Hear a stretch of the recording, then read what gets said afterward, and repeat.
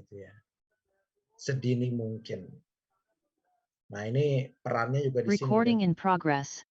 dan kebanyakan untuk peran dari data mining gitu ya. Banyak juga terjadi di sini karena di bagian fase ini akan banyak sekali data dan sifatnya real time gitu ya. Kemudian fase keempat adalah diagnostic assistant coordinates communication with doctors and family. Jadi dalam fase ini kita bisa secara otomatis menggunakan AI untuk melakukan komunikasi yang lebih intens, komunikasi yang lebih detail gitu ya ke keluarga-keluarga pasien. Ini misalnya aplikasi di sini contohnya misalkan seperti chatbot for elderly gitu ya. Jadi ada beberapa perangkat chatbot yang terintegrasikan dengan sistem smart home gitu misalnya atau smart hospital gitu ya. Jadi ketika elderly itu merasakan ada masalah dalam elderly itu, misalkan dia tiba-tiba sembuh atau misalkan bahkan dia membutuhkan obat, bisa segera secara otomatis dan cepat diinformasikan oleh sistem tersebut. Kemudian fase terakhir adalah information gathering to update working diagnosis. Jadi ini akan memberikan sebuah informasi sebenarnya, bisa memperingati pasien untuk medikasi yang lebih intens gitu ya. Jadi misalkan contoh kasusnya misalkan ada pasien yang lupa minum obat gitu ya. Nah, ini dengan AI bahkan sebelum pasien itu lupa minum obat, AI bisa memberikan saran gitu ya, atau bisa memberikan peringatan. Oke, saya next berikutnya. Oke, tapi di dalam deep learning seperti yang saya tadi bilang, mungkin kita akan banyak perhatian, terutama dalam seminar ini, karena waktunya juga terbatas kan. Jadi kita ke information gathering to update working diagnosis ya. Nah, dan untuk information gathering sendiri ini ada beberapa data gitu ya yang masuk ke dalam proses ini ya, yaitu misalkan ketika pasien menjalankan physical exam itu maksudnya adalah seperti pemeriksaan ya, pemeriksaan fisik gitu ya. Kemudian berdasarkan konsultasi dari dokter sebelumnya gitu ya, atau catatan medis dan juga interview gitu. Dan ini semua digunakan untuk kita melakukan diagnostic testing menggunakan AI.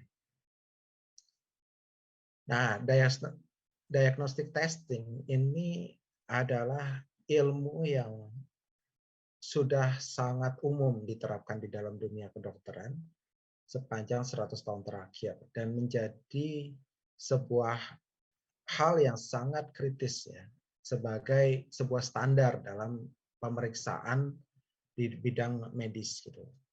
Dan diagnostic testing ini adalah selalu bersifat empiris. Jadi apa artinya empiris?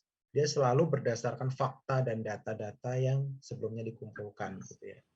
Contoh ini dari gambar MRI, kemudian dari deteksi ECG ini ya.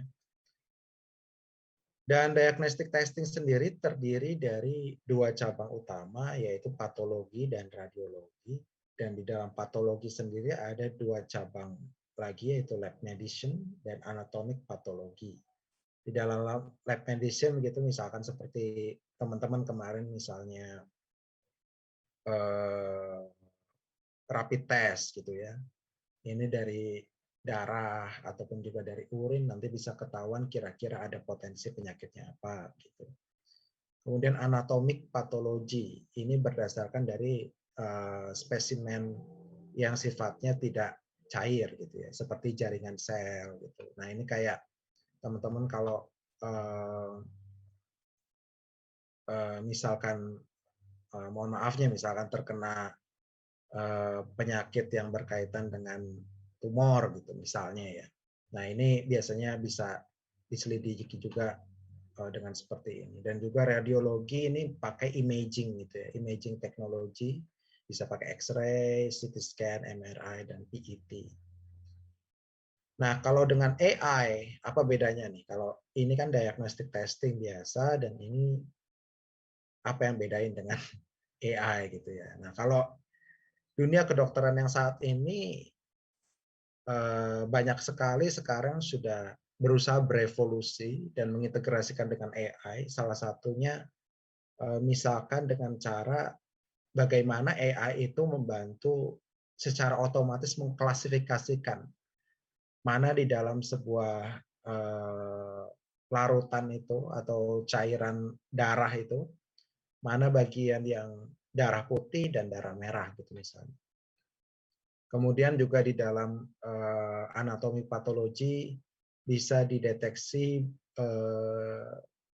kelenjar getah bening gitu ya, lymph node metastasis ini kelenjar getah bening. Dan dalam radiologi ini mungkin juga pernah teman-teman dengerin, dan saya juga akan ada share juga tentang ini. Ini ada automated chest X-ray classification gitu ya. Jadi dari paru-paru gitu ya, bisa yang biasa radiologis itu ngelihat misalnya ada penyakit flek atau pneumonia, itu bisa lebih terbantu dengan menggunakan chest X-ray classification ini. Dan dengan AI juga, apalagi juga diintegrasikan dengan mobile health, kita bisa bahasanya apa ya, mengeneralisir gitu ya, alias mengumumkan gitu ya. Jadi bikin aplikasi ini benar-benar bisa diakses secara luas gitu ya, kalau bisa ke masyarakat luas gitu, dengan memanfaatkan fasilitas mobile health. Nah, ini salah satunya banyak juga terjadi di aplikasi-aplikasi automated chest X-ray classification. Banyak terjadi di sini untuk mengetahui penyakit dari gambar paru-paru menggunakan aplikasi mobile. Oke, kemudian apa sih sebenarnya yang baru tentang AI gitu di sini? Oke, kalau ngomongin tentang AI khususnya di dalam fase deep learning gitu ya. Deep learning sendiri sebenarnya adalah salah satu cabang dari machine learning gitu. Jadi AI itu luas banget, dan salah satunya ada, jadi AI itu luas banget, dan dalam bidang pengenalan itu ada dua dua kategori utama, yaitu data driven dan knowledge driven gitu ya. Data driven itu berdasar data, dan knowledge driven berdasarkan pengetahuan. Kalau data driven ini salah satunya adalah machine learning approach ini ya. Dalam machine learning itu frameworknya seperti ini, dan ini sangat umum terjadi, yaitu ada data-data yang sudah terlabel atau teranotasi bahasanya. Jadi misalkan teman-teman mau membuat sebuah model untuk mendeteksi apakah gambar tersebut, gambar MRI itu ada kankernya atau tidak gitu misalnya. Jadi sebelumnya itu ada radiologis yang akan memetakan gitu ya, menganotasi datanya, apakah itu data-data primer yang didapatkan adalah data-data yang termasuk dalam gambar tumor atau tidak, misalnya seperti itu. Kemudian data-data tersebut akan digunakan untuk training oleh machine learning algorithm anything gitu ya. Banyak sebenarnya machine learning algorithm, nggak cuma deep learning. Misalkan ada SVM, ada KNN, ada bukan genetic algorithm. Ada neural network biasa gitu, itu juga masuk ke sini.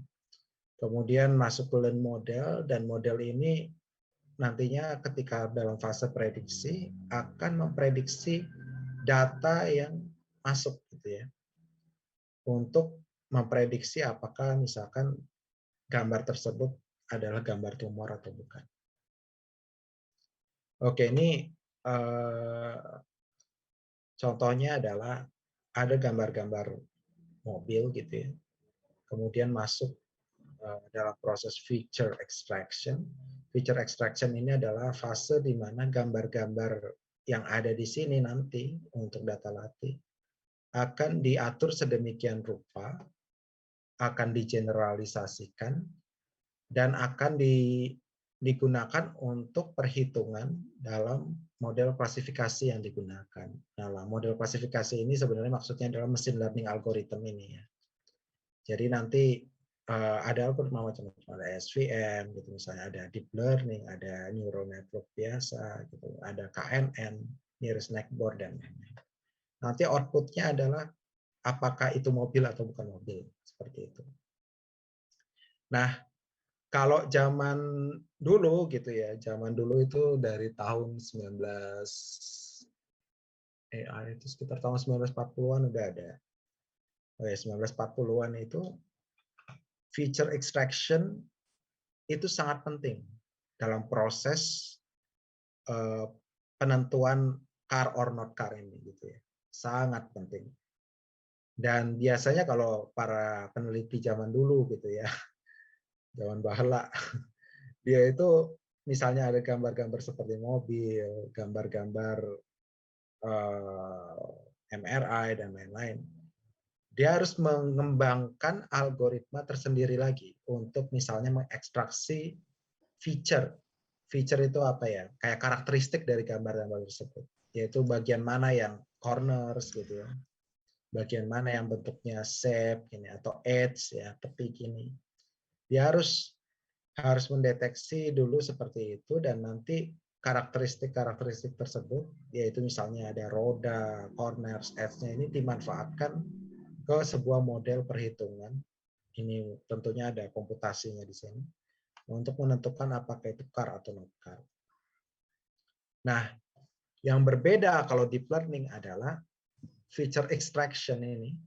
Feature extraction ini nggak usah lagi dilakukan secara manual.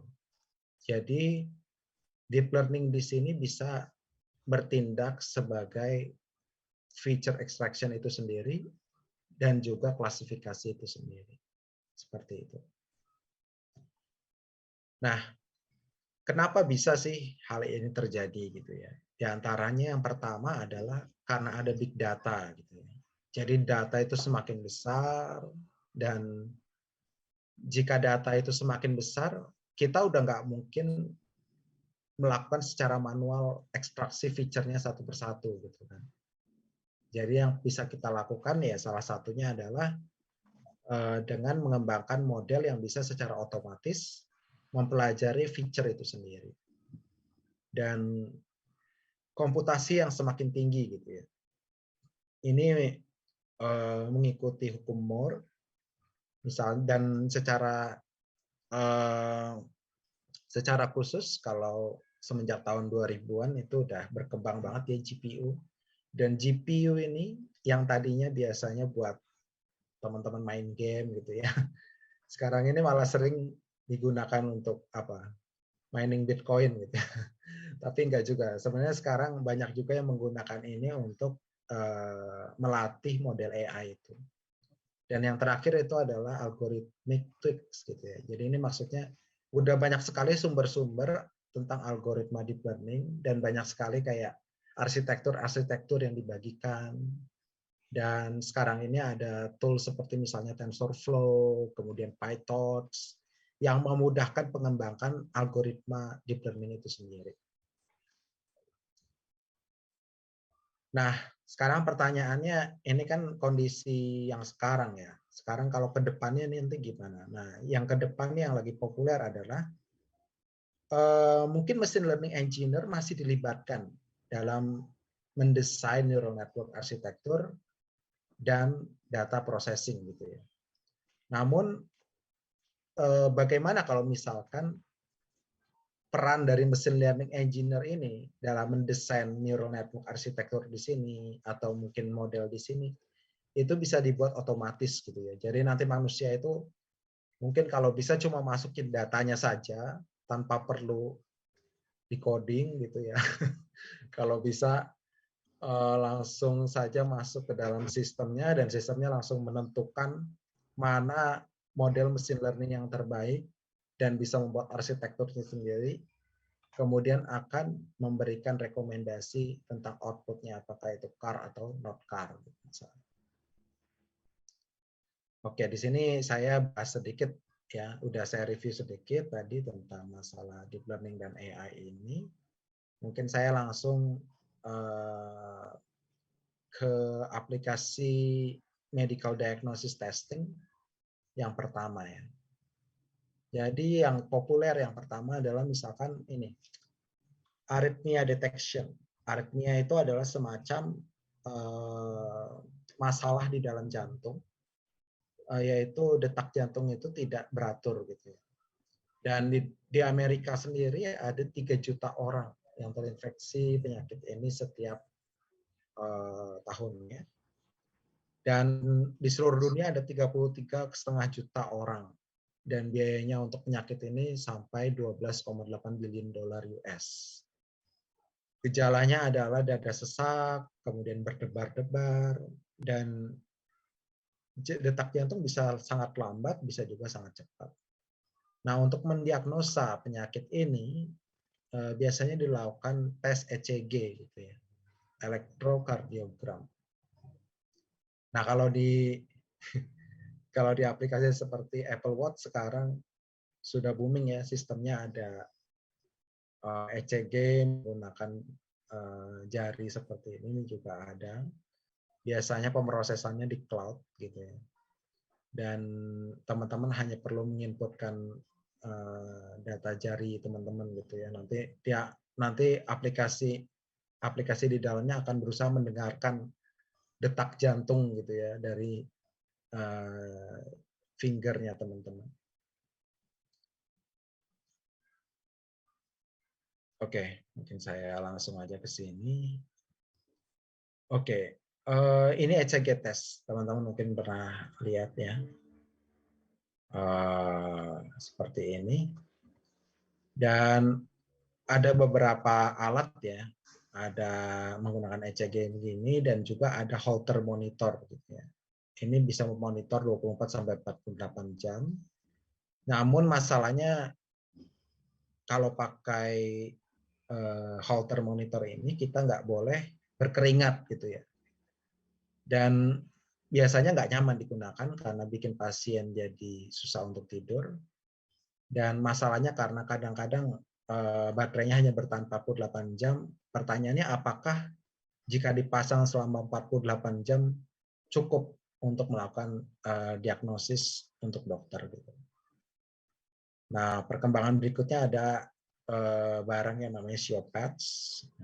Ini bisa memonitor sampai 2 minggu, bahkan bisa digunakan ketika pasien dalam keadaan tidur dan juga sedang mandi. Juga kalau misalkan pasien ini merasakan detak jantungnya itu berdebar-debar gitu ya, atau dadanya sesak, ini bisa langsung dipencet aja tombol di bagian sini. Dan nanti ini akan terintegrasi langsung ke sistem rumah sakit atau sistem yang dimiliki oleh dokter. Nah, jumlah data yang di-capture oleh aplikasi ini selama 2 minggu itu sekitar 1,6 juta, ya, 1,6 juta heartbeats. Dan di dalam ECG testing gitu ya, ini biasanya akan bikin dokter itu sangat sulit untuk menganalisis satu persatu. Jadi makanya lah kalau ada aplikasi yang bisa membantu gitu, apalagi menggunakan AI, kita bisa membantu dokter untuk melakukan diagnosis dengan lebih cepat. Oke. Yang pertama, tantangan pertama yang seperti tadi saya sebutkan ya, tantangan pertama dalam aplikasi AI di masalah ini adalah jumlah dari signal itu sendiri ya. Tadi jumlahnya itu 1,6 million heartbeats in 14 days. And biasanya datanya itu nggak cuma dari satu ECG gitu ya. Biasanya secara normal diagnosisnya berdasarkan 12 ECG. Jadi bisa dibayangkan mungkin jadi 1,6 kali 12 gitu ya. Jadi banyak sekali datanya. Nah, kemudian masalah berikutnya adalah masalah berikutnya adalah Nah, di sini di sini adalah di sini saya sebelum saya jelaskan dulu masalah berikutnya, di sini ada pattern ya, pattern dari ECG. Ini P-wave, Q-wave, R-wave, S-wave, and T-wave gitu ya. Jadi P ini adalah pergerakan serambi kiri gitu ya. Kalau QRS ini serambi kanan, dan Plato ini keadaan ketika tidak ada pergerakan alias fase diam gitu ya. Kemudian ada rapid pace, ini pergerakan yang sangat cepat gitu. Nah, untuk masalah di sini sendiri itu biasanya sering terjadi adanya ambiguitas ya. Ambiguitas terutama di penyakit yang bernama ectopic atrial rhythm. Biasanya P-wave-nya itu sangat berbeda dan biasanya low voltage atau terinversi gitu ya. Terinversi itu maksudnya harusnya misalkan ke vertikal ke atas tapi malah dia menghadapnya malah ke bawah gitu dan menyerupai gelombang P yang normal gitu misalnya. Nah, beberapa masalah berikutnya adalah ritme yang berbeda dari setiap orang, alias ritme jantung yang berbeda, itu memiliki tingkat keseriusan yang berbeda masing-masing. Dan ini menjadi masalah serius karena bisa menyebabkan pola ECG yang didapatkan dari mesin ini bisa berbeda masing-masing orang, yaitu kerapatannya, kemudian tingkat renggangnya gitu ya, bisa berbeda-beda, atau tinggi rendahnya juga bisa berbeda-beda. Nah, ECG interpretation itu sangat menantang gitu ya. Dan juga ya ini tadi yang saya bilang, ini bisa terjadi ambiguitas juga antara penyakit ER dan sinus. Dan juga ketika penyakit seperti EAR ini tadi ya, ectopic atrial rhythm, itu di below 100 BPM. Namun bagaimana jika lebih dari 100 BPM gitu ya. Oke, saya lanjut aja di sini. Nah, untuk pendekatan untuk menghadapi masalah-masalah ini ada berbagai macam, yaitu diantaranya menggunakan feature engineering. Feature engineering untuk para peneliti lampau di bidang AI itu menggunakan discrete wave transform dan cosine wave transform. Ini kalau teman-teman yang pernah belajar kalkulus 2 atau kalkulus 3 gitu ya, ini mainnya udah sangat main integral gitu ya. Ini banyak integralnya di sini. Kemudian preprocessingnya juga ada band pass filter. Jadi di sini teman-teman, jadi para peneliti zaman dulu juga pakai sistem thresholding gitu ya. Thresholding itu maksudnya mereka harus menentukan parameter-parameter threshold yang paling tepat gitu ya, supaya bisa tahu bisa mengetahui pola PQRS tadi yang lebih tepat. Oke, itu pendekatan yang masa lampau. Kalau yang sekarang gimana gitu ya? Kalau yang sekarang sebenarnya lebih gampang karena deep learning. Yaitu teman-teman ya seperti tadi logikanya cukup sebenarnya memasukkan data-data sinyal dan kemudian data-data sinyal seperti ini masuk ke dalam sebuah algoritma dan menghasilkan hasilnya gitu ya, prediksinya apa. Jadi bisa saja nanti algoritma deep learning itu bisa mengetahui di daerah sini misalnya sesuai dengan pattern label A dan bagian sini B gitu. Ini B hijau dan ini C biru gitu. Dan ada beberapa neural network arsitektur yang dikembangkan. Salah satunya adalah ini menggunakan residual network. Banyak sekali arsitektur deep learning.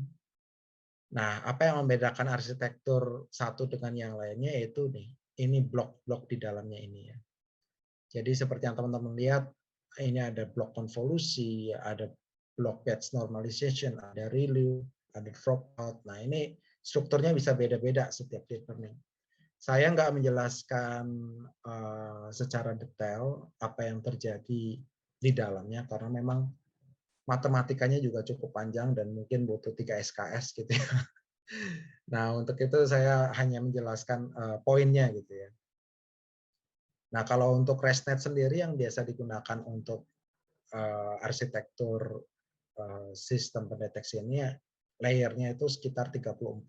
34 layer itu artinya ini satu layer, ini disebut layer kedua gitu ya. Jadi ada 34 blok seperti ini gitu ya. Nggak cuma satu baris ini, enggak. Tapi blok ini disebut layers. Oke. Tapi yang jadi masalah selain masalah data dan lain-lainnya tadi yang udah saya mention sebelumnya, ini ada masalah juga sebenarnya di dalam algoritma deep learning itu sendiri. Sebenarnya kita harus berhati-hati karena ada beberapa penelitian misalnya dalam image recognition ketika pakai ResNet ini, ternyata penambahan layer gitu ya, penambahan layer ini nggak melulu bisa membuat hasilnya itu lebih bagus gitu ya. Kadang-kadang malah 18 layer gitu yang lebih sedikit itu malah hasilnya bisa lebih bagus gitu. Ternyata nggak melulu jika jika layernya ditambahkan itu hasilnya bagus, enggak, belum tentu seperti itu. Nah, karena itu beberapa peneliti juga mengembangkan misalkan dengan cara menambah algoritma Max-Pool di sini. Max-Pool ini sebenarnya ya secara detailnya sekali lagi ini juga ada matematikanya, cuma yang jelas di sini adalah generalisir ya, generalisir dari proses data gitu. Yang digunakan untuk menjadi shortcut gitu ya. Jadi alih-alih daripada satu blok ini dijalankan, data yang masuk itu bisa memiliki dua fase, bisa memiliki dua pilihan yang berbeda, gitu, tergantung kompleksitas datanya. Bisa menggunakan ini ataupun juga langsung masuk ke Maxpool gitu. Biasanya, tapi kalau di Maxpool ini nanti dimensi datanya biasanya tereduksi juga. Oke, ini secara singkat residual network sendiri kira-kira seperti ini, yaitu ada layer pembobotan, ada data yang masuk X, kemudian ada layer pembobotan. Layer pembobotan ini rumusnya sebenarnya cuma simpel aja, WX plus C gitu ya. Ini udah, kemudian ada ReLU, ReLU ini adalah activation function, dan ini standar sih, sebenarnya standar aja, dan kemudian nanti dia menghasilkan konvolusi di sini, perhitungan enggak ini menghasilkan summation di sini ya. Jadi di sini dilakukan generalisir dari rumus yang masuk sehingga menghasilkan data yang sudah diproses dan berbeda gitu ya dari sebelumnya. Nah, untuk residual network sendiri ada extension-nya alias ada upgrade-nya gitu. Dan dalam beberapa penelitian ternyata ada juga yang menggunakan extension-nya dengan mengubah gitu ya, mengubah urutan gitu ya. Misalkan yang tadinya wake, jadi perhitungan wake dulu, kemudian base normalization, jadi base normalization, ReLU, dan perhitungan bobot gitu. Ada juga yang mengembangkan white ResNet seperti ini. Dia menambahkan dropout gitu ya. Dropout di sini itu kayak dropout ini sebenarnya sama fungsinya mirip-mirip Maxpool.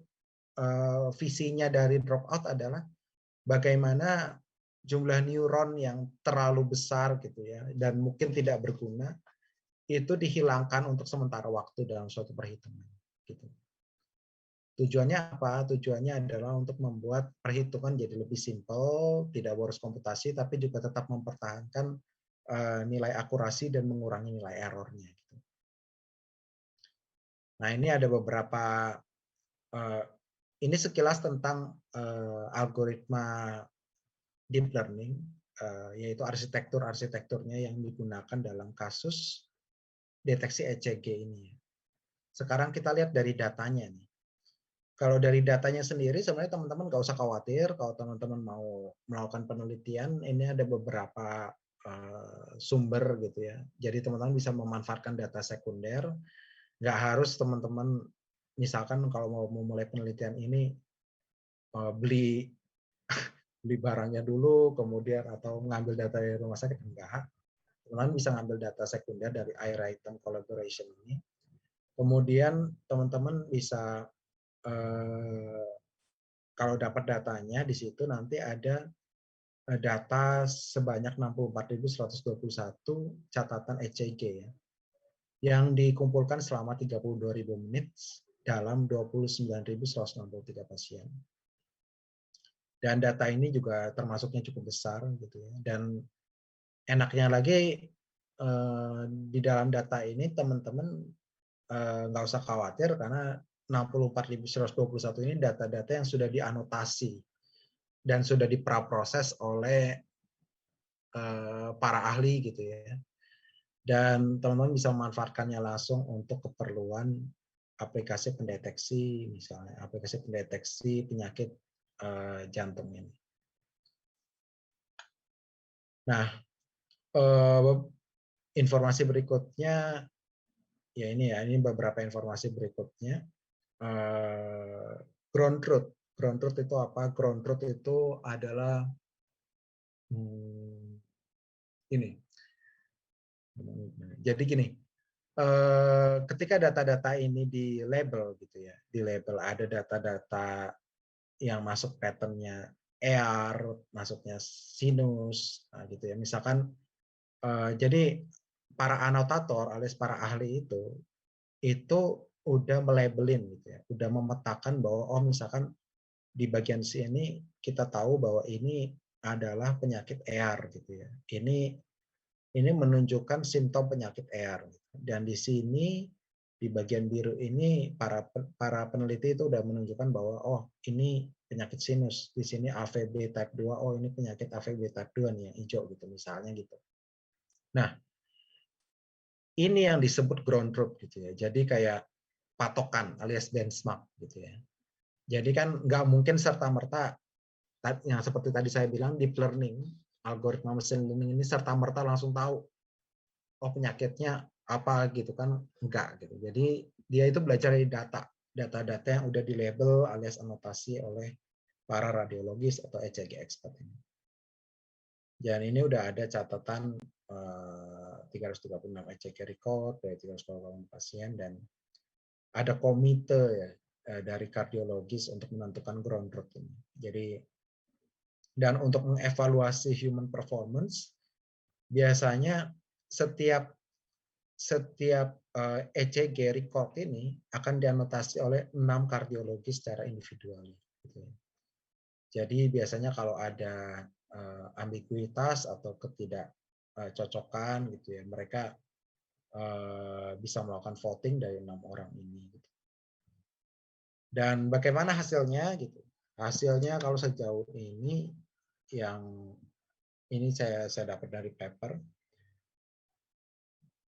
Hasilnya sejauh ini bisa teman-teman lihat. Oh ya, di sini ada grafik. Grafik ini sebenarnya umum digunakan dalam deteksi penyakit menggunakan deep network. Ini adalah sensitivity dan specificity. Sensitivity itu adalah probabilitas yang terdeteksi dia positif sakit gitu ya. Dan specificity ini probabilitas yang terdeteksi dia tidak mengidap simptom gitu ya, atau penyakit tersebut. Nah, kita lihat di sini ini adalah garis model prediksi gitu ya. Jadi deep learning ini kan sebenarnya kan apa ya? Deep learning ini sebenarnya kan menghasilkan persamaan garis sebenarnya. Jadi kalau dibuat didiskretisasi dalam kartesian 2 dimensi gitu ya. Ini sebenarnya nggak lain hasil dari deep learning itu ya cuma persamaan garis gitu ya, persamaan garis non linear. Dan persamaan garis ini berusaha memetakan gitu ya dalam suatu sumbu tertentu berapa hasilnya gitu ya. Nah, kita lihat di sini, kita bisa analogikan bahwa di dalam garis biru ini adalah semua hasil prediksi yang mungkin gitu ya. Dan ini adalah individual kardiologis dan ini average kardiologis. Jadi kalau kita lihat, oh ya, untuk sensitivity-nya itu sekitaran ya nggak terlalu jauh ya gapnya sebenarnya. Untuk kelas AF ada bagian-bagian yang masih nyerempet gitu ya, dan untuk average kardiologis sendiri kita bisa lihat ada posisinya di sini. Untuk kelas penyakit untuk yang AF ya. Untuk yang oh ya, saya lupa sebelumnya, untuk di sini itu sebenarnya karena berdasar data hasilnya, jadi ada beberapa kelas, ini cuma contoh. Ini sebenarnya singkatan dari nama-nama penyakit jantung gitu ya, AVB, AF, BKMI gitu ya. Untuk yang AVB ini kita lihat sendiri juga ada gap yang bahkan kita bisa lihat ya, sangat sangat dekat dengan kemampuan dari kardiologis.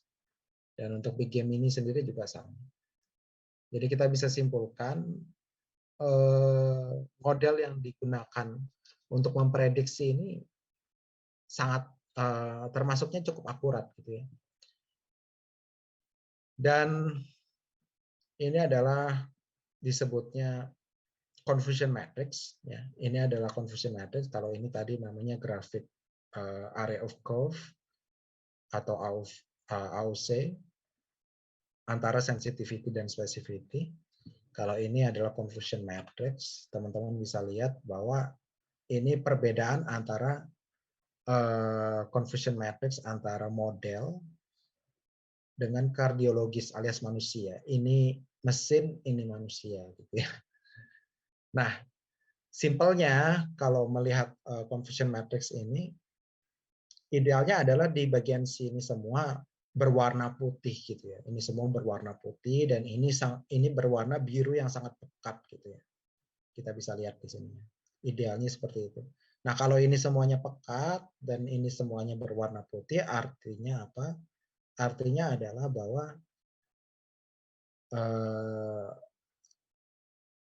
hasil model prediksinya itu sangat akurat gitu ya. Karena secara diagonal itu selalu 100%. Seperti itu. Nah, kita lihat bahwa antara manusia dan mesin learning sendiri kita lihat ya agak nggak berbeda jauh ya. Kita lihat ini ya tetap ada kesalahan di sekitaran sini, tapi kalau kita lihat nggak terlalu pekat malah di bagian sini. Bahkan di bagian dalam kasus-kasus seperti pendeteksi apa ini trigemini, ya, kemudian ventricular tachycardia di sini. Ternyata untuk aplikasi model deep learning yang digunakan ini malah lebih bagus gitu karena dia bisa memprediksi dengan lebih akurat. Ini kita lihat bagian sininya malah berwarna putih, dan untuk penyakit seperti ventricular tachycardia ini misalkan ini malah sebenarnya nggak ada gitu ya kalau di sini. Ini nggak ada error gitu di sini maksudnya. Seperti itu. Oke, kita next, dan ini secara statistik teman-teman bisa langsung lihat bagian kanan aja. Jadi F1 score ya, F1 score antara manusia dan algoritmanya itu ternyata malah kok lebih bagus algoritma.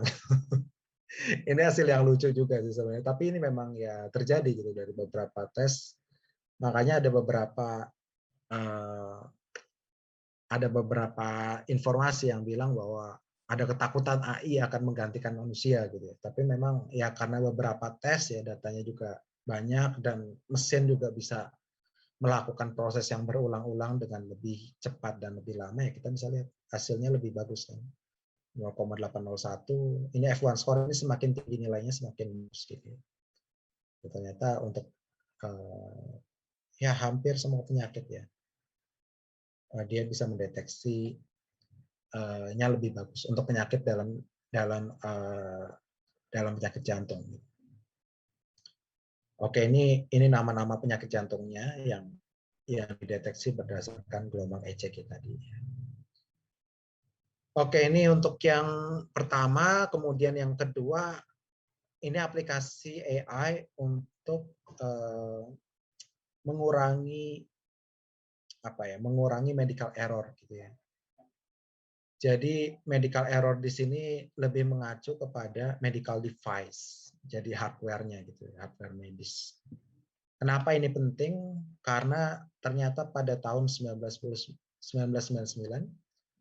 terestimasi di Amerika sendiri ada 44.000 sampai 98.000 orang yang mengalami kematian gitu ya. Akibat apa?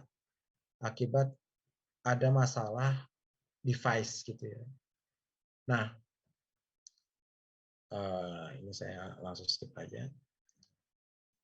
Saya skip. Nah, ini seperti contoh di sini ada kasus ada salah diagnosis gara-gara ada masalah device. Jadi ada seseorang yang berumur 55 tahun gitu ya, sebelumnya dia didiagnosis tidak mengalami masalah apapun terkait paru-paru, tapi ternyata kemudian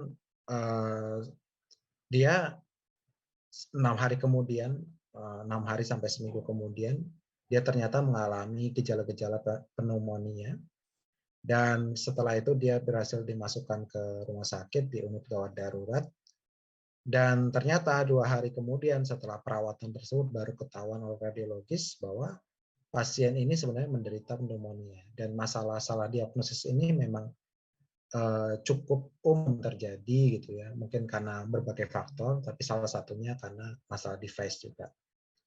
Nah, pertanyaannya apakah kita bisa menggunakan AI bisa membantu untuk membantu dokter, membantu rumah sakit supaya hasil dari medical device ini bisa diinterpretasikan dengan lebih baik, gitu ya. Oke, ini teman-teman yang belum tahu ya ini pasti udah pernah semua ya, chest X-ray exam ini. Kemudian abnormalities di dalam paru-paru sendiri. Nah, ini dalam pneumonia ini ya kalau radiologis ya biasanya memberikan gambar-gambar seperti ini. Kalau di dalam komputer ada ilmu yang namanya segmentasi citra medis gitu ya. Dulu kebetulan waktu S2 saya juga penelitiannya lebih ke segmentasi citra medis. Sebenarnya waktu S1 S2 cukup banyak kesehatan, hanya saja pas S3 ini cukup gaduh-gaduh gitu sebenarnya. Jadi ya tapi sebenarnya saya cukup banyak ingat gitu ya tentang teori ini. Jadi ini ada segmentasi gitu ya, dan ini umum terjadi. Nah, apa itu pneumonia sendiri? Pneumonia sendiri di dalam sel alveoli itu yang harusnya ada udara gitu ya, di dalam sel paru-parunya ini malah masuk darah, nanah atau cairan gitu ya. Ini biasanya ada darah, ada bakteri di sini, dan itu disebut pneumonia. Nah, pertanyaannya bagaimana pneumonia ini bisa dideteksi dengan AI? Karena masalahnya gini, kalau menggunakan AI itu kita kan cuma bisa menggunakan X-ray image ya. Dan masalahnya X-ray images ini biasanya sifatnya ambigu gitu ya gambar. Kenapa? Kita bisa aja tahu bahwa itu pneumonia, tapi bisa juga kanker pun juga ada indikasi yang serupa. Bahkan edema pulmoner hemorrhage ini beberapa nama-nama penyakit di sekitaran paru-paru gitu ya. Jadi artinya gambar-gambarnya bisa agak-agak mirip gitu ya. Nah, gimana supaya AI bisa menghadapi tantangan itu? Nah, caranya lagi kalau kita ingin memanfaatkan AI, yang pertama kita harus melakukan setup gitu ya. Setup di sini sama seperti logikanya seperti framework machine learning tadi yang saya bilang. Pertama, teman-teman harus mengumpulkan data X-ray image, tapi nggak usah khawatir sekali lagi karena data X-ray images ini, apalagi karena belakangan ini ya sangat dibutuhkan, banyak sekali data sekunder mengenai gambar X-ray images lungs ini. untuk paru-paru ini maksudnya. Kemudian apa network arsitektur yang digunakan gitu ya. Biasanya untuk deep learning arsitektur menggunakan dua dimensional CNN. Kenapa dua dimensional CNN? Dua dimensional karena kita menghadapi gambar dua dimensi gitu ya. CNN ini adalah salah satu arsitektur deep learning yang berbasis konvolusi gitu. Jadi convolutional neural network. Konvolusional itu kalau dalam ilmu komputasi itu nggak lain dan bukan hanyalah sebuah perhitungan perkalian dan kemudian hasil perkalian itu dinormalisasi gitu ya. Untuk CNN-nya sendiri ini biasanya dia akan menghitung berdasarkan gambar-gambar yang akan terproses menjadi 224 kali 224 pixel gitu ya. Jadi 224 width dan 224 height. Dan juga biasanya algoritma untuk mendeteksi ini memanfaatkan transfer learning, metode transfer learning. Transfer learning itu artinya adalah algoritma yang digunakan untuk melatih gambar ini itu sudah memiliki parameter-parameter tersembunyi ya, parameter-parameter yang sudah diinstal sebelumnya gitu. Jadi nggak mau mulai dari scratch, nggak mau mulai dari nol, yaitu misalkan menggunakan arsitektur ImageNet yang udah pernah dilatih untuk yang udah pernah dilatih untuk kasus lainnya gitu misalnya. Contoh misalkan teman-teman punya arsitektur ImageNet ya, katakanlah punya arsitektur ImageNet. ImageNet ini udah pernah melatih gambar serupa gitu. Misalnya ini bukan paru-paru paru-paru manusia, oh sorry, ini misalnya bukan paru-paru pasien X gitu ya, tapi teman-teman nanti untuk melatih paru-paru pasien Y gitu misalnya, nanti menggunakan CNN, CNN bisa mendapatkan parameter dari hasil latih dari ImageNet dan dia akan memanfaatkannya untuk mempelajari parameter gambar dari pasien Y seperti itu. Dan berbeda seperti ResNet tadi ada 34 layer ya. Sedangkan untuk kasus seperti ini ada 121 layer. Dan DenseNet arsitektur ini DenseNet arsitektur ini ada seperti ini ya gambarnya. Ini input, layer 1, layer 2, layer 3, dan layer 4, dan seterusnya. Kemudian kita lihat ini hasilnya, perbandingan antara DenseNet, ResNet, dan yang lainnya. Ternyata DenseNet lebih bagus. Kemudian datasetnya banyak sekali. Teman-teman bisa mengacu pada paper ini, Chest X-ray 14 Wang et al. Search saja di Google, nanti bisa tahu. Dan setahu saya dia juga menyediakan dataset yang cukup besar, yaitu ada 112.210 X-ray images dari 30.000 pasien. Dan setahu saya ini masih dataset yang terbesar gitu ya. Cuma saya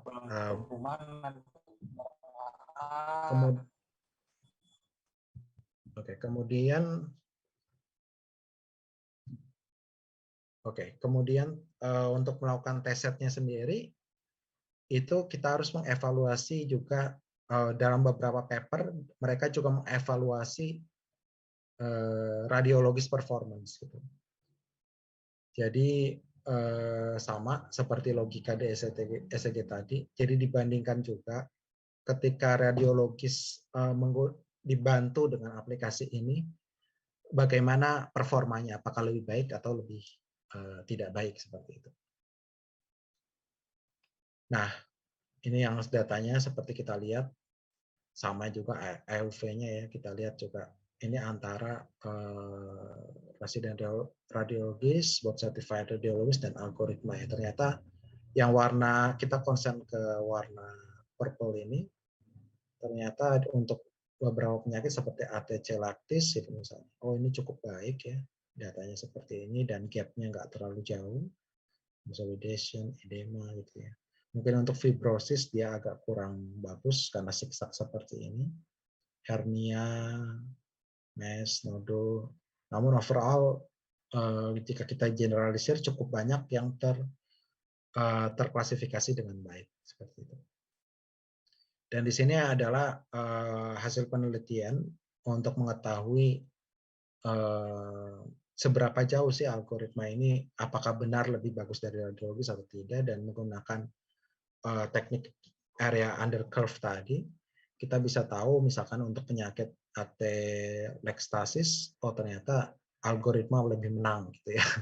Untuk kardiomegali radiologis lebih menang gitu. Untuk consolidation no difference, dan overall sebenarnya algoritma enggak, kalau dalam kasus ini algoritma ternyata hanya lebih bagus daripada radiologis dalam mendeteksi atelektasis ini. Sedangkan radiologis banyak menang gitu ya. Namun kita bisa tahu bahwa ya cukup baik gitu dan mungkin bisa membantu radiologis dalam mendeteksi secara cepat, apalagi kalau datanya semakin banyak gitu. Nah, sekarang pertanyaannya setelah kita bisa tahu bahwa algoritma ini bisa mendeteksi beberapa penyakit paru-paru gitu ya.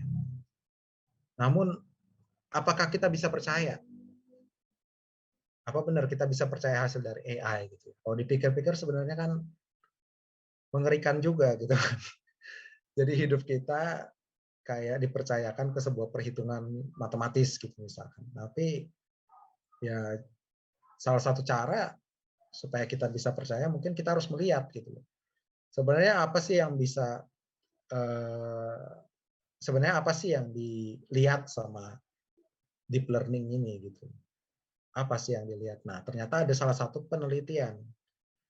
Ini dilakukan oleh Chow et al. 2016. Yang teman-teman bisa search juga papernya. Learning the feature for discriminative localization. Ini metodenya disebut class activation mapping atau disingkat CAMS gitu ya. Ini menarik. Jadi dia melakukan penelitian dengan melihat gambar gitu. Misalnya ada gambar manusia dan anjing gitu ya. Nah, sebenarnya ketika model deep learning ini mendeteksi ini anjing, itu apa sih yang dia lihat gitu. Ternyata setelah melakukan perhitungan ternyata benar yang dia dilihat oleh deep learning itu sebenarnya iya benar. Ini bagian yang disebut anjing gitu loh.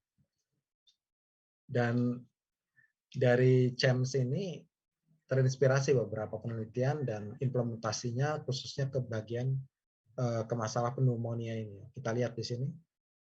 Sebenarnya bagian mana sih yang pneumonia ini kan kalau dari radiologis ya. Radiologis dia melakukan anotasi begitu. Nah, kalau algoritma melihatnya iya benar, ternyata sekitar sini ya. Ya kan? Nah, ini salah satu algoritma yang digunakan dan kenapa bisa seperti ini.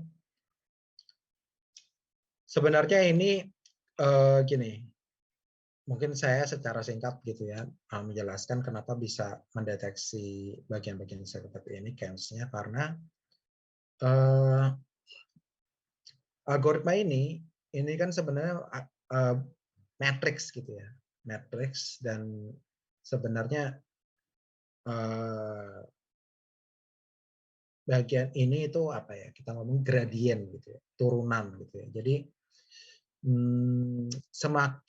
semakin dia berwarna merah pekat seperti ini, sebenarnya ini menunjukkan daerah yang errornya itu semakin kecil gitu ya.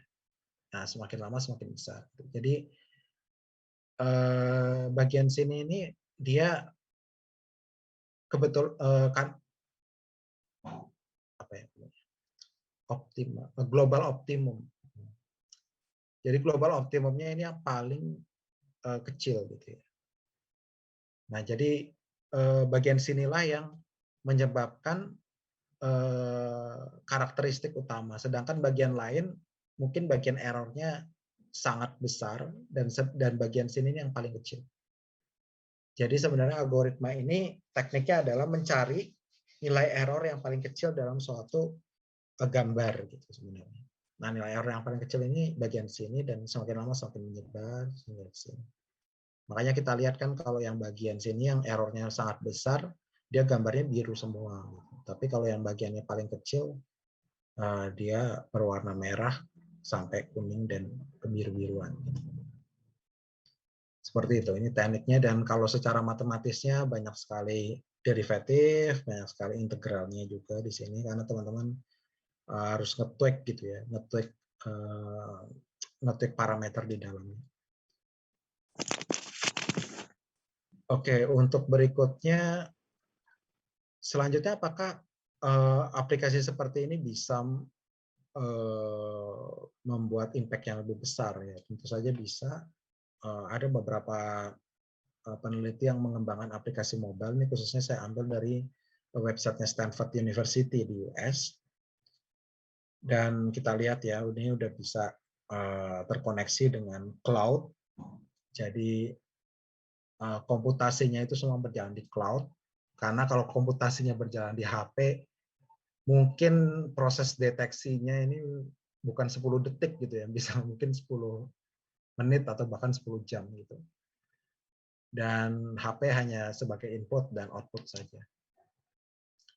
Oke, untuk yang ketiga adalah AI untuk menjadi asisten medis gitu ya dalam pengambilan keputusan.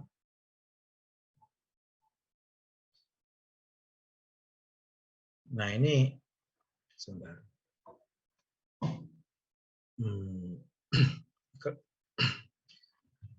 Jadi kalau dalam kasus ini kita langsung aja ya. Ini sebenarnya agak mirip-mirip tapi ke citra imaging juga. Kembali lagi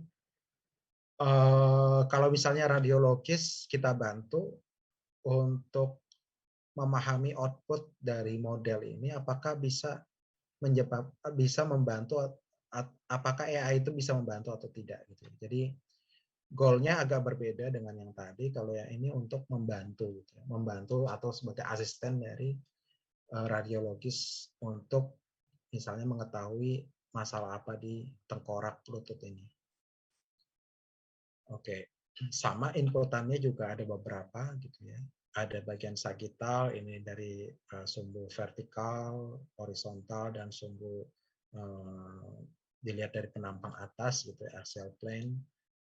Dan kemudian outputnya adalah ya seperti ini, beberapa jenis penyakit lutut gitu ya. Tengkorak lutut ada macam-macam gitu ya. Dan umumnya biasanya menggunakan algoritma MRNet gitu ya. MRNet ini seperti ini arsitekturnya. Ini ada konvolusi, kemudian ada ini kotak ini biasanya adalah patch normalization, kemudian maksud max pooling. Dan datasetnya sendiri ada beberapa, yaitu ada 137 MRI from Stanford University, kemudian ya ini beberapa hasil yang terjadi, dan interpretability-nya juga sama ya. Interpretability untuk geni juga sama seperti tadi di paru-paru. Nah, apakah model ini dapat digeneralisir?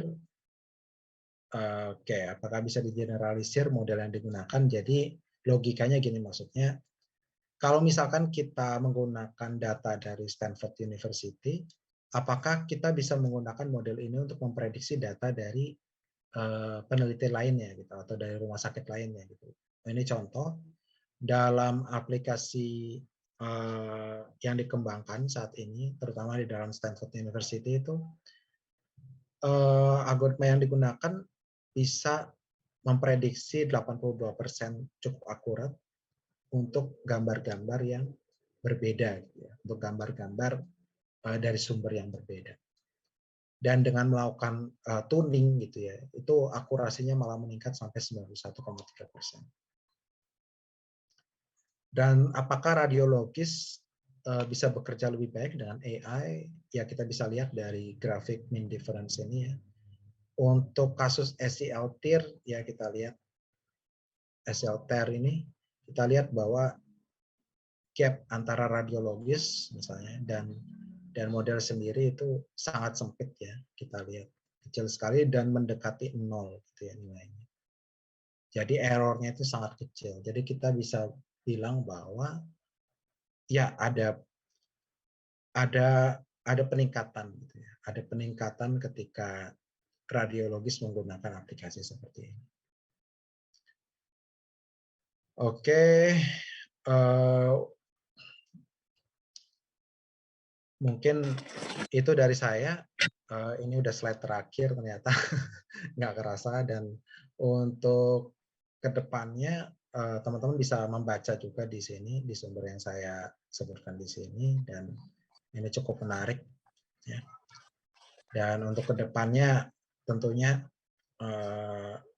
kita tentu ingin memanfaatkan algoritma AI ini untuk mengurangi proses testing dan misalkan staggery yang misalkan jelimet gitu ya.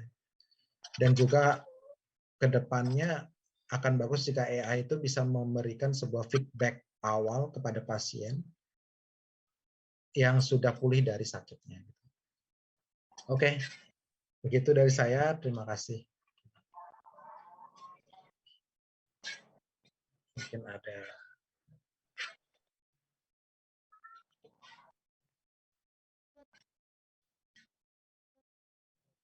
Demikian dari saya, terima kasih. Ada yang mau ditanyakan mungkin?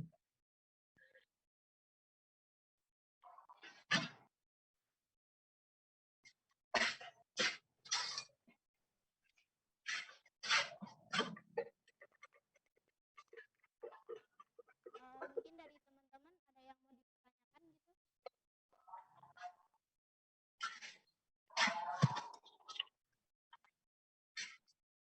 mau bertanya gitu bisa bertanya di kolom komentar ya, di kolom chat.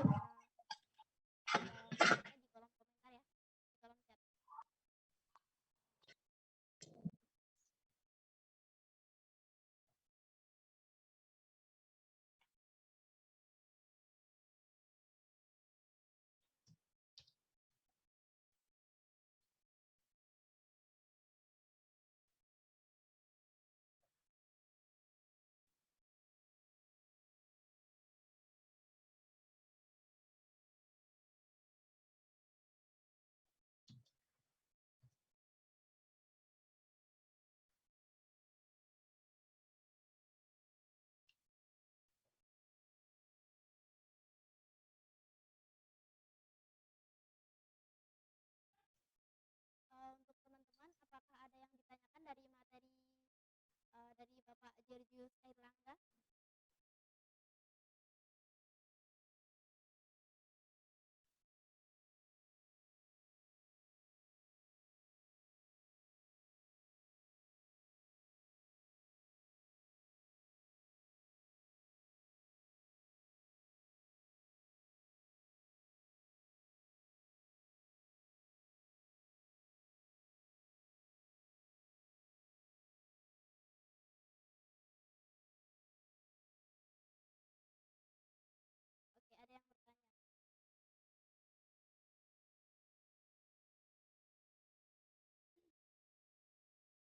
yang bertanya. Mungkin bisa saya bantu ya. Ini ada yang bertanya, Pak. Mau nanya, kalau mau melajari AI itu roadmap-nya gimana ya? Kalau di AI itu harus jago banget matematikanya. Mungkin segitu, Pak. Pertanyaan. Oke, baik. Terima kasih. Langsung saya jawab ya? Nggak apa-apa? Oke. Oke, ini pertanyaan yang menarik. Jadi, kalau dari pengalaman saya juga, dan juga diskusi dengan beberapa teman-teman, sebenarnya teman-teman mempelajari apapun, dan juga secara khusus misalnya AI begini, tergantung juga dari output-nya gitu. Teman-teman nanti mau concern-nya lebih kemana gitu. Kalau teman-teman misalkan AI-nya lebih ingin ke praktisi, praktisi misalkan programmer gitu misalnya.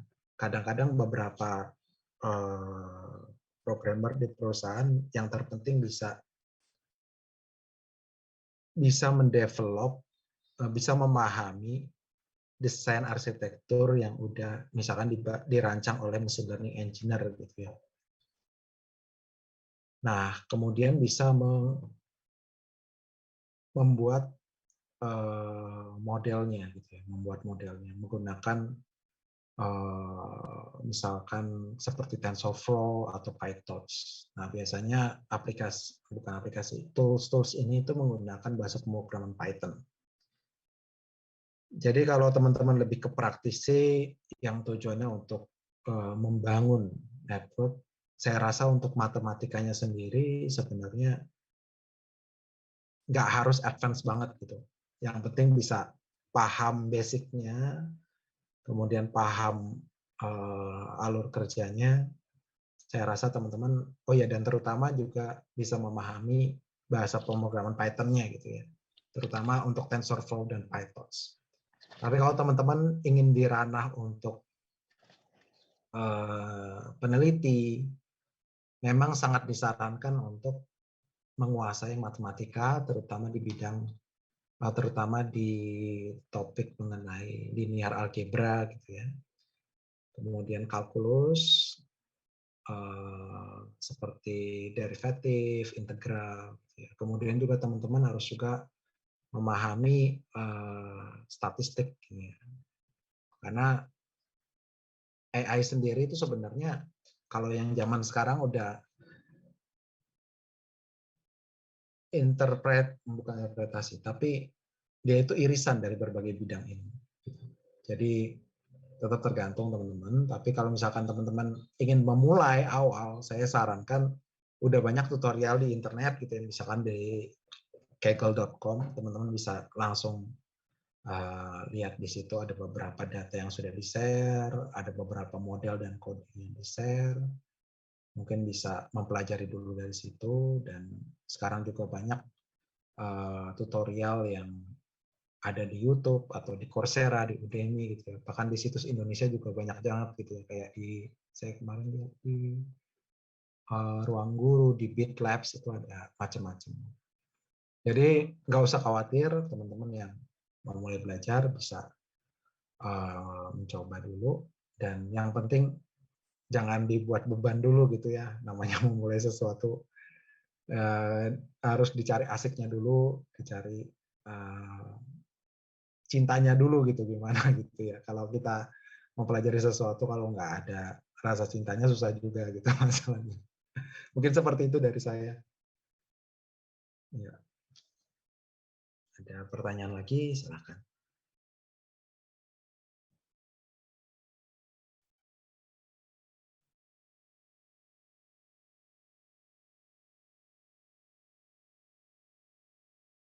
Untuk teman-teman, Oh, adakah pertanyaan yang lain?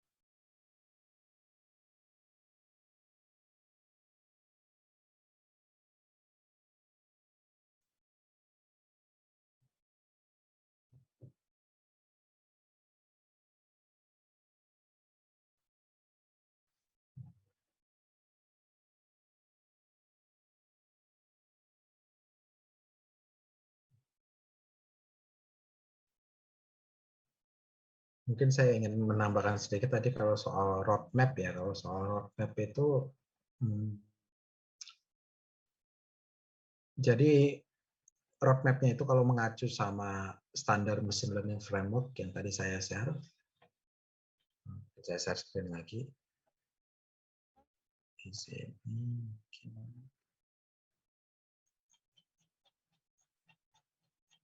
Oke.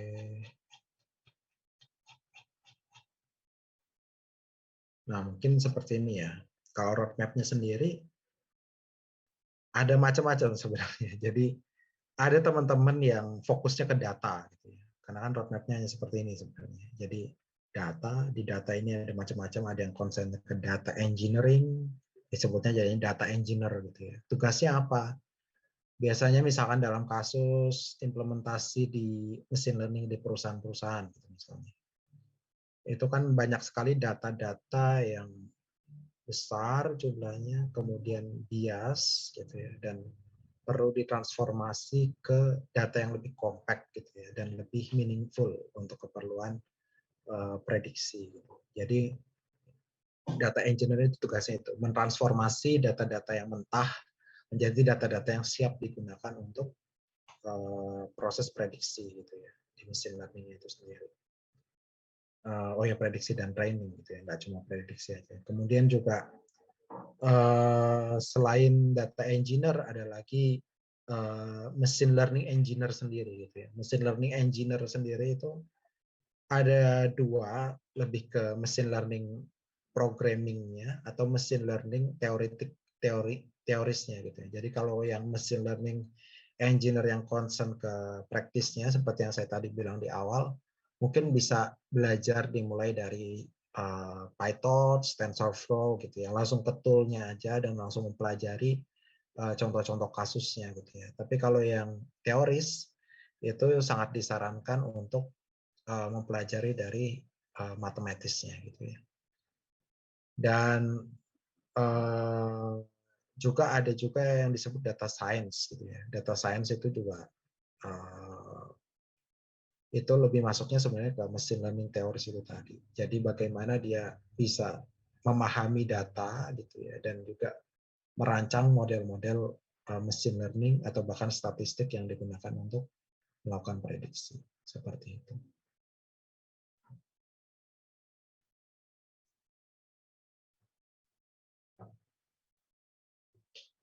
Baik, bila tidak ada pertanyaan lagi,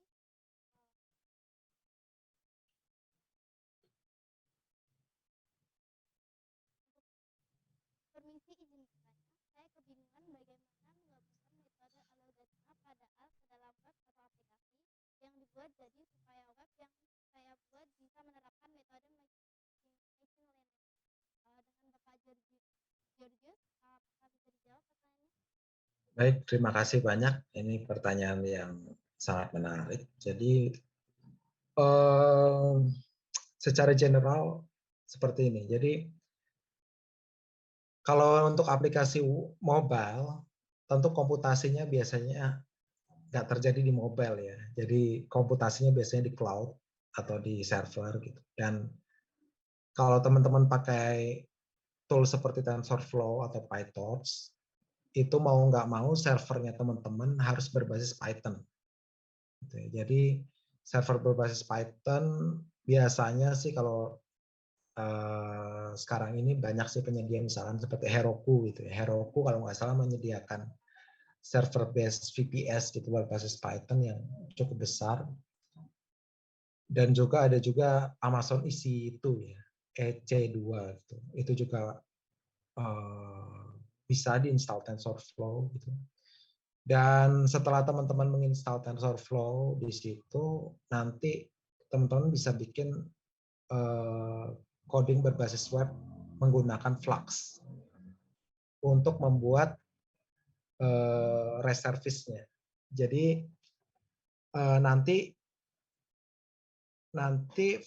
reservice ini digunakan untuk mengambil data input training gitu dan juga memprediksi dan juga dalam proses prediksinya gitu. Nah, nanti kan kalau dalam bentuk RESTful service JSON gitu misalnya, nanti kan lebih bisa diambil sama sistem-sistem yang lainnya gitu ya. Karena kalau udah dalam bentuk JSON itu udah bisa lebih terdemokratisasi gitu ya. Bisa juga nanti teman-teman ambil data itu untuk web, kemudian mobile Android dan lain-lain. Jadi intinya di situ. Tapi kalau misalkan teman-teman mau coba dari PHP, sayang sekali PHP saat ini belum banyak sih library untuk AI gitu. Jadi sementara ini cara satu-satunya untuk algoritma AI menerapkannya ke dalam web ya pakai bahasa pemrograman Python gitu. Sementara seperti itu. Ya. Baik Pak, terima kasih ya Pak. Iya, sama-sama.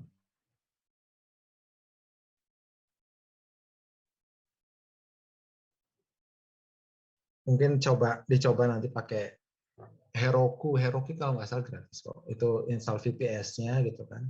Kemudian nanti kalau biasanya servernya Ubuntu itu langsung ketik aja pip install TensorFlow gitu ya. Kalau belum ke install pip-nya di download aja. Pip itu kayak ya nanti setelah itu langsung jalanin aja coding TensorFlow-nya dan bikin RESTful service-nya itu. Gitu.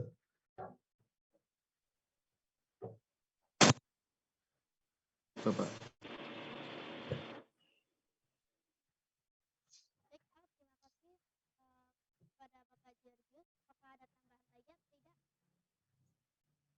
Sudah dari saya. Jika tidak ada, terima kasih untuk Bapak Georgius yang telah berpartisipasi pada acara workshop pagi hari ini. Dan terima kasih juga untuk teman-teman peserta kuis.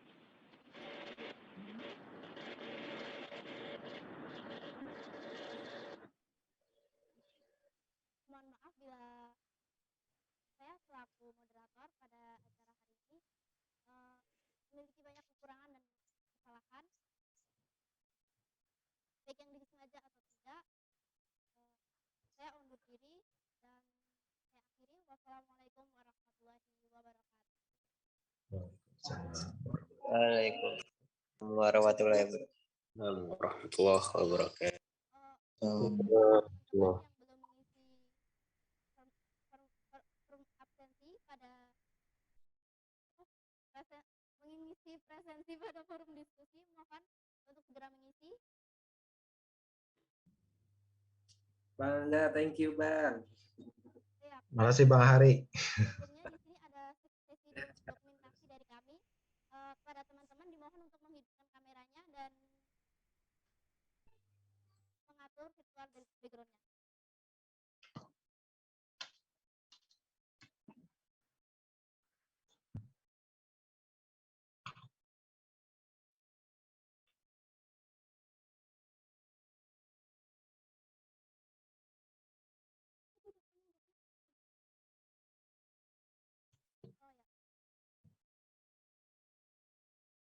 Baik, saya ulangi ya, untuk sesi terakhir ada sesi dokumentasi. Dimohon kepada para peserta untuk menghidupkan kamera dan mengatur filter background.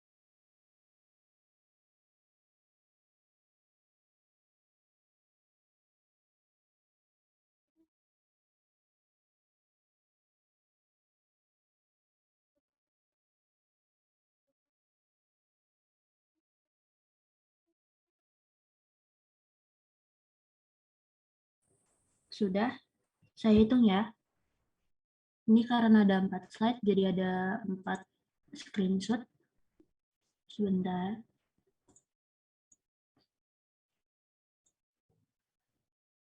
Satu, dua, tiga. 3 kali lagi. 1, 2, 3.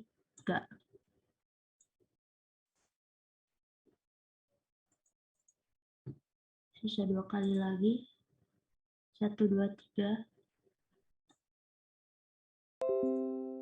Oke, yang terakhir. Sebentar. 1, 2, 3. Oke, terima kasih.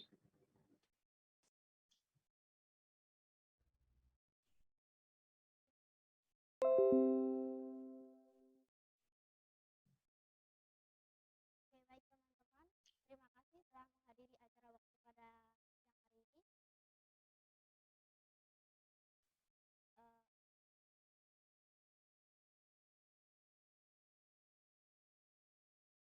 Kemudian mohon maaf yang sebesar-besarnya, dan mohon maaf bila sebesar-besarnya bila saya ada salah kata yang disengaja atau tidak disengaja. Saya undur diri dan saya akhiri. Wassalamualaikum warahmatullahi wabarakatuh. Waalaikumsalam. Assalamualaikum warahmatullahi wabarakatuh.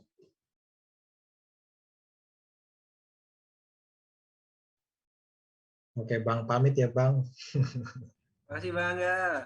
Bang, salam ke Mbak Tias dan dedeknya. Sehat-sehat Bang. Baik, siap Bang. Ya, Bang. Waalaikumsalam. Ya.